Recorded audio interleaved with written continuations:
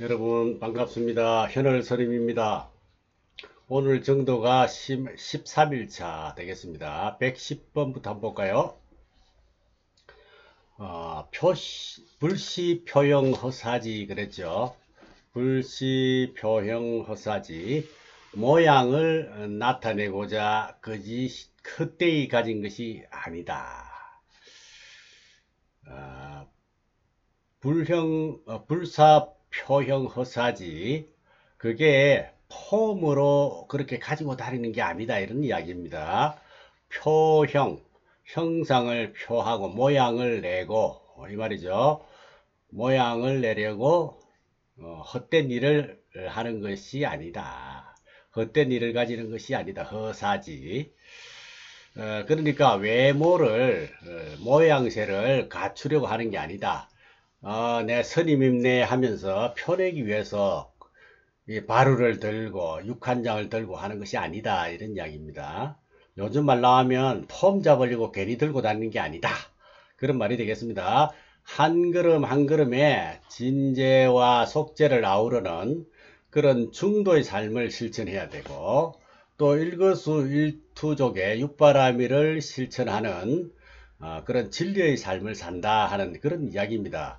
그런 참된 삶을 스스로 되새기고 또 다른 사람에게 권해서 그 표상으로 우리가 바루와 육한장을 지닌다 하는 그런 내용이 되겠습니다. 그 다음에 111번 열애보장 친종적 열애보장 친종적 열애의 법의 주장자를 친히 본받음이로다 그랬는데 육한장 주장자는 부처님께서 몸소 본보기로 보이신 그런 보배로운 보물입니다. 아주 보배로운 물건이죠. 부처님을 본받아서 육한장을 사용한다는 것은 부처님의 삶을 본받아서 그죠? 중도와 육바라밀을 실천하면서 산다 하는 그런 이야기가 되겠죠. 이 영가 스님께서도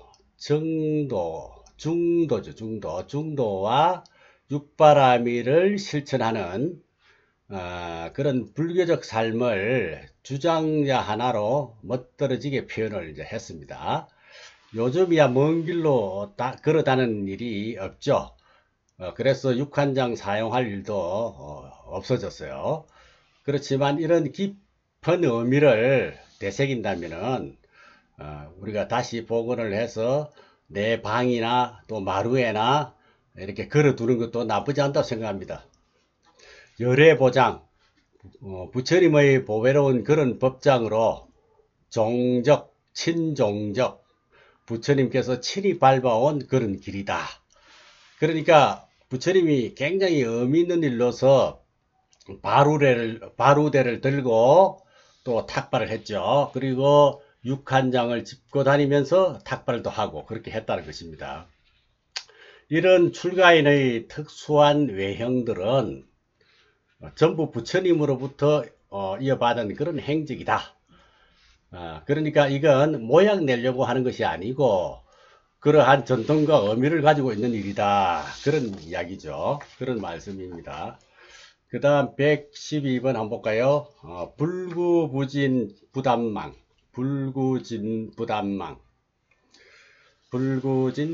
하라. 진리도 구하지 말고 구하지 않고 망상도 끊지 마라. 그죠? 불구진 부단망 진도 구하지 않고 망도 끊지 않으니 진과 망 우리 서두에서 절악무의 한도인은 부재망상 불구진이라 그랬죠. 여기 부재망상 불구진 이 부절하고 같은 뜻이에요. 부재망상 불구진 여기는 진이 앞에 나오고 그죠? 불구진 하고 그다음 부단망 망이 뒤에 나오죠. 그래서 앞뒤만 바뀌었지 똑같은 말이다. 그래서 진과 망이 앞뒤로 순서만 바뀌었을 뿐 내용 같습니다. 구하지도 않고 제거하지도 않는다는 것이 바로 조화이고 그것이 또 중도가 되겠습니다. 불법이란 두 가지 가운데 어느 하나를 취하고 어느 하나를 버리는 것이 아니다. 취해야 할 것과 버려야 할 것이 있다고 보는 것이 바로 편견이다. 극단적인 견해다는 것이죠. 치하려 들고 또 버리려고 드는 것이 바로 집착이다 이 말입니다. 불교라는 것은 그런 편견과 집착을 버리고 조화를 회복하는 종교죠. 불구진부단망하라. 그 다음에 13번 요지법 공무상이다. 요지법 공무상이라. 두 가지 법이 공하여 형상 얻는 줄을 분명히 알았도다. 공무상한 것을 아는 사람인데 뭘 구하겠느냐 이거죠. 그죠? 무상하고 공함을 아는데 뭐 구할 건 또 뭐 있겠느냐 이런 이야기죠. 그래 공에서 무상한 줄 모르면은 구하려고 하겠죠. 그죠? 공하고 무상함을 모르면 구하려고 애쓰겠죠. 그죠? 그러나 그렇다고 해서 다 또 없느냐? 그렇다고 다 없다고 알면은 그것이 단견에 빠지는 것이다. 이런 이야기입니다. 단견이라고 하는 것은 아주 없다라고 하는 소견을 단견이라 그러죠. 끊을 단자를 써서 또 모든 것이 완전히 있다라고 그렇게 또 하면 그거는 또 상견이요. 상견. 항상 항자를 써서 상견. 이제 두 가지 소견을 제일 경계해야 된다. 불교 공부하는데 아까도 이야기했지만 이 공간이 없다라고 알고 있는 그런 상식으로 없다라고만 이렇게 우리가 생각할 수는 없다 이 말입니다. 없는 게 아니거든. 그래서 무엇이 있다라고 해도 또 실제로 있는 게 아니야. 그렇다고 해서 있다고도 못하고 없다고도 못해. 우리가 눈에 뻔히 보고도 있다고 못하고 전혀 안 보이는데도 없다고 할 수가 없는 거예요. 그렇죠. 이건 현대인들이 거의 상식화된 그런 입장이죠. 깨달음의 그 지혜로서 본 어떤 존재의 실상이야 더 말할 것도 없다. 그런 이야기입니다.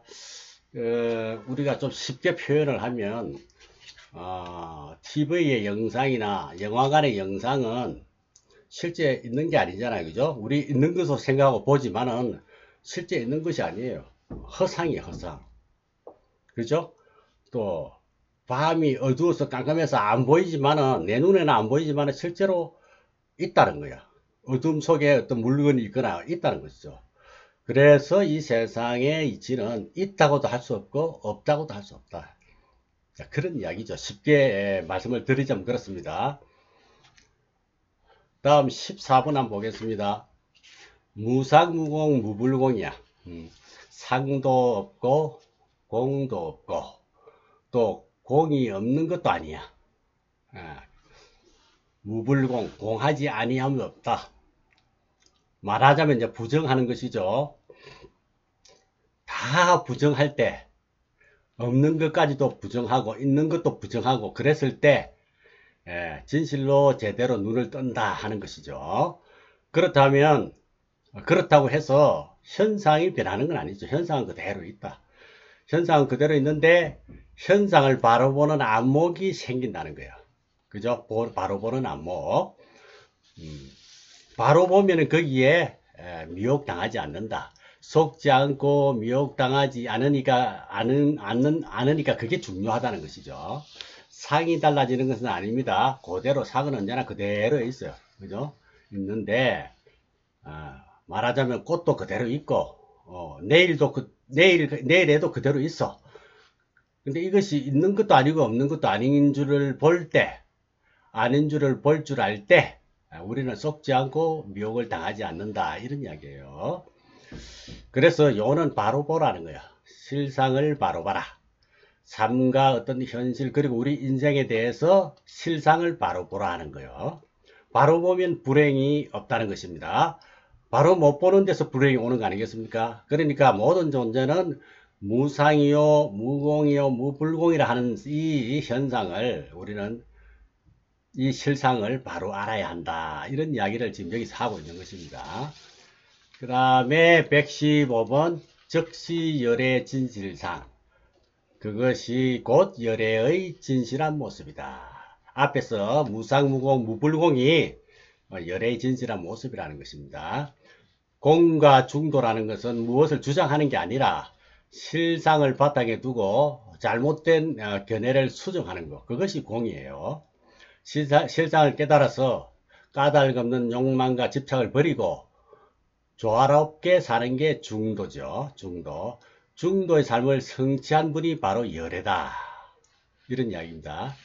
열애가 곧 실상이요, 실상이 곧 중도다, 이런 이야기입니다. 따라서 열애는 이러이러한 분이다라고 이렇게 단정 지으면 안 돼. 이래 해야만 열애다 이렇게 주장한다면은 그 사람은 아직 열애를 모르는 것이고, 또 실상을 모르는 것이고, 공과 중도도 모르는 것이다. 그래서 영가스님은 열애의 참모습은 모양도 없어, 무상이야. 공도 없어, 무공이야. 공하지 않음도 없어, 무불공이야. 그렇게 이제 말씀을 하시는 겁니다.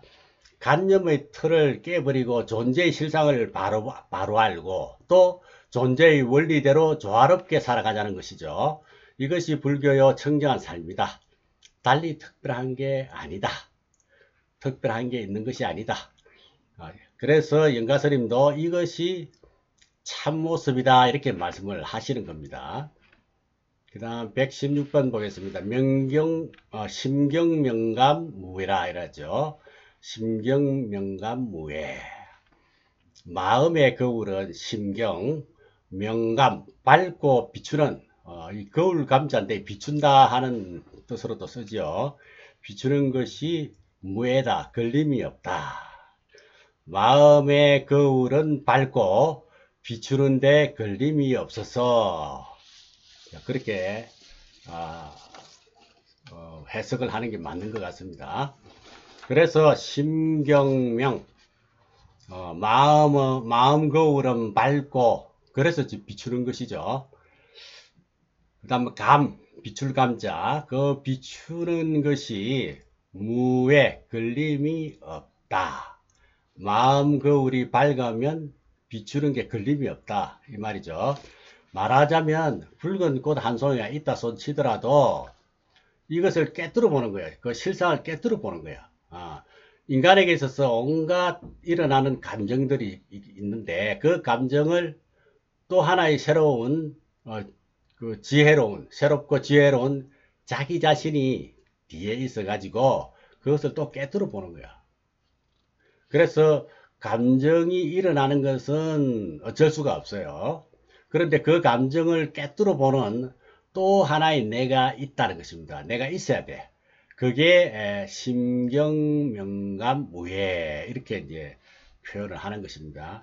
마음 거울을 밝고 비춰보는 것은 걸림없이 어디에도 구애받지 않고 쫙 이렇게 비춰본다는 것이죠.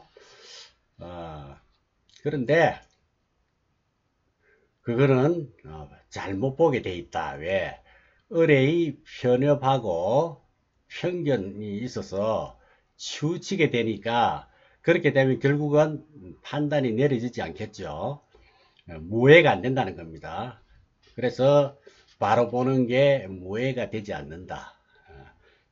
자기 자식의 일이나 자기 집안의 일이나 자기 동네 일이나 그런 것은 의뢰의 편견을 가지고 보게 되어 있죠. 그러면 무해가 안 된다는 거예요. 무해가 아니다. 그거는 거울이 아니다. 그대로 착 비춰줘야 되는데 편견을 가지고 보면은 그건 무해가 아니다. 그때는 이미 제대로 깨뜨려 보는 그런 안목이 아니다 하는 것입니다. 다음 117번 확연영철 주사계 그랬죠. 확연영철 주사계. 확연하게 영철 밝게 사무쳐서 주사계, 사계가 두루하다, 이런 뜻입니다. 무한한 세계가 두루하다. 이것은 어느 한 분야에만 밝고 다른 분야에는 캄캄한가? 마음의 빛은 미치지 않는 곳이 없어서 온 우주에 일어나는 일들의 실상을 낱낱이 깨뚫는다는 것입니다. 해가 뜨면 온 세상이 환해지고, 그것이 이제 영철이라 그러는데, 사계란 항아의 모래알처럼 많은 세계, 즉 광활한 우주를 표현하는 것이죠. 그처럼 마음이 집중하는 어느 한 부분에만 바른 것이 아니라 집중하지 않더라도 모든 존재의 실상을 꿰뚫어 실상을 환하게 꿰뚫어 안다는 것이죠. 억지로 마음을 써서 아는 게 아니다. 애를 쓰지 않아도 저절로 알아진다는 이런 말입니다. 깨달은 마음 상태를 영가스님이 이제 이렇게 표현했다는 것입니다. 화견정철 주사계. 일단 118번 볼까요? 삼라만상 영현중. 삼라만상이 거울 속 그림자처럼 나타나 있고, 삼라만상, 즉 이 세상에 존재하는 모든 것을 삼라만상이라 그러죠. 그것은 영현중, 마음 거울 가운데 그림자처럼 나타난다고 말을 합니다. 우리 안목에는 삼라만상이 전부 실제하는 것으로 이렇게 보잖아요. 그러니까 하나하나가 다 걸려버려. 눈에 보이고, 무엇이 눈에 귀에 들리고, 무엇이 귀에 들리고, 또 그래서 마음에 드는 것은 좋고, 마음에 안 들면 싫고, 좋은 것은 잡으려고 애쓰고, 싫은 것은 없애려고 애쓰고, 그죠? 그래서 뜻대로 되면 기쁘고, 뜻대로 안 되면 또 뭐요? 괴로워하잖아요. 일일이 다 걸리는 거요. 우리 안목에는 밖에 뭔가 있지 그림자가 아니거든요. 근데 하지만 영가스님의 안목은 어떠냐? 그 모든 것이 몽땅 마음이라고 하는 거울에 비치는 그림자 같다는 거야. 그죠? 우리가 존재라고 부르는 것은 그림자야, 그림자. 사건이라고 부르는 것은 그림자 놀이야. 그림자 놀이와 같아 하는 것이죠. 삼라만상, 세상 만사를 이렇게 볼 수만 있다면 세상살이가 얼마나 가볍고 경쾌하겠느냐. 그런 이야기입니다. 이렇게 보지 못하기 때문에 삶이 무겁고 어렵게만 느껴진다는 것이죠. 나도 너도 그림자야. 이렇든 저렇든 이래도 저래도 그림자놀이야. 그림자놀이. 까닭 없는 집착으로 무겁고 복잡하게만 가던 그런 인생살이를 툴툴 털어버리고 비로소 인생 한마당 흥겹게 놀다 갈 수 있는 것이다. 이런 이야기입니다. 툴툴 털어버려야 돼. 그 다음에 마지막 119번 일과 영광 비내외 한덩어리의 원만한 광명은 일과 영광 원광 비내외다. 안과 밖에 아니야. 안과 밖에 아니다. 한덩어리 원만한 광명은 안과 밖에 아니로다. 마음이라고 하는 하나의 원만한 광명은 몸 안에 있는 것도 아니요 몸 밖에 있는 것도 아니다. 안과 밖에 아니다. 이 넘기게 보면 말이죠. 부처님께서 아나니 마음의 소재처라 여기는 일곱 곳에 대한 말을 한 일곱 곳에 대해서 말을 한 칠처전심이라는 것이 있어요. 칠처전심. 마등가라는 여인에게 유혹당했던 아난에게 부처님께서 너는 어떻게 출가했느냐 이렇게 묻습니다. 아난이 저는 30 이상을 갖춘 훌륭하신 모습에 30 이상을 갖춘 훌륭하신 모습에 감동되어서 출가했습니다. 이렇게 이제 말을 하죠. 그러면은 그런 모습으로 무엇을 보았느냐고 또 묻습니다. 그러자 아난이 눈이 보고 마음이 그것을 이해하게 되었습니다. 이렇게 대답을 합니다. 그러자 부처님이 그 마음이 어디 있는지 이렇게 또 아난에게 추궁하게 되죠. 아난이 안에 있다 해도 그 오류를 지적하고 또 아난이 밖에 있다 해도 그 오류를 지적하고 이렇게 아난이 마음의 소재처를 추정한 7곳을 하나하나 분석해서 그 오류를 지적을 합니다. 지금 영가스님 하신 말씀도 그와 같죠. 마찬가지다는 거예요. 우리의 마음자리는 딱히 안이나 밖 어디 있다고 규명할 수가 없어요. 그죠? 그러면서 안팎의 삼라만상을 다 포함하고 있다는 것입니다. 이 신기한 물건이 바로 우리의 주인공이요, 우리의 참 생명이다. 그래서 자신의 인생 경험을 통해서 하나하나 검증하면서 각자의 그 맛과 한계를 맛보고 느껴야 하지 않을까 이런 생각을 해 봅니다. 자, 오늘 13번째 정도가 수업 여기까지 하겠습니다. 여러분 성불하십시오.